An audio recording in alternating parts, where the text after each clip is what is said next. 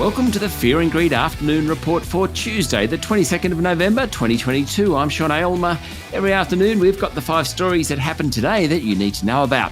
Story number 1. In late afternoon trading today, the S&P ASX 200 hit 7,194 points, its highest level since June 5, before closing up 0.6% for the day at 7,181 points. I'm sounding a bit like a broken record here, but the energy companies again led the way. Whitehaven was up 8% today and has soared 280% over the past 12 months, the best of the top 200. New Hope jumped 7.6%, and it's the second best of the top 200 over the past year, up more than 190%. In corporate news today, BlueScope Steel's boss Mark Vassella said deliveries from the group's plants have been lower than expected since mid-August, with customer hesitancy starting to show up given economic conditions. Notwithstanding that, its share price jumped 7%. Best on the day was Virgin Money, up 11%. Worst was Buy Now, Pay Later group Block, down 3.6%. Story number 2, Australian Bitcoin miner Iris Energy, which is listed on the Nasdaq on Wall Street, is close to collapse after creditors demanded the group repay its debt. Iris Energy, listed 12 months ago at about $28 a share, it's now trading around $1.50 a share, meaning plenty of local investors have done their money. Iris said US creditors want the immediate repayment of $108 million in loans it took out to buy Bitcoin mining equipment.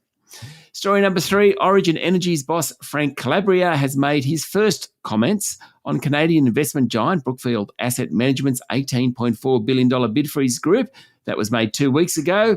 It's unusual because Mr. Calabria normally speaks fairly regularly promoting Origin.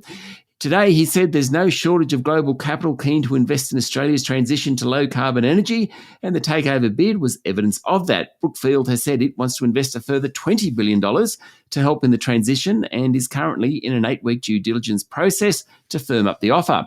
Mr. Calabria didn't endorse the bid, nor did he speak against it, but he said honesty was needed about the likely impact on customers' bills from the huge investment required to transform the energy supply system to low emissions.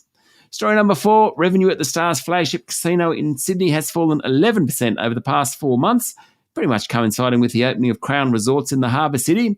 And that drop in revenue occurred just as its licence was suspended, forcing the group to hire new staff to ensure better compliance following the state's Bell review of the casino operations. While the casino is still operating, revenue is lower and costs are rising.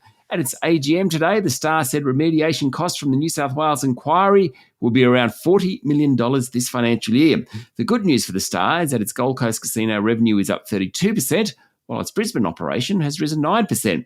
The Star's share price fell more than 1% today and it's down nearly 25% this year. And finally, story number 5, Prime Minister Anthony Albanese has conveyed Australia's condolences to Indonesian President Joko Widodo and offered support after an earthquake struck West Java on Monday evening. The 5.6 magnitude quake killed at least 162 people, injured 700 and displaced around 13,000 people, but the casualty numbers could well climb as rescuers struggle to reach the mountainous region. There was also a 7.3 magnitude earthquake in the Solomon Islands this morning, triggering a tsunami warning. No Australians are believed to have been injured by either quake. That's it for the afternoon report for Tuesday, the 22nd of November, 2022. Don't forget to hit follow on the podcast and find Fear and Greed on LinkedIn, Twitter and Facebook. Join Michael Thompson and I tomorrow morning for the Fast 5 by Fear and Greed, the top 5 business stories you need to know in just 5 minutes. I'm Sean Aylmer. Enjoy your evening.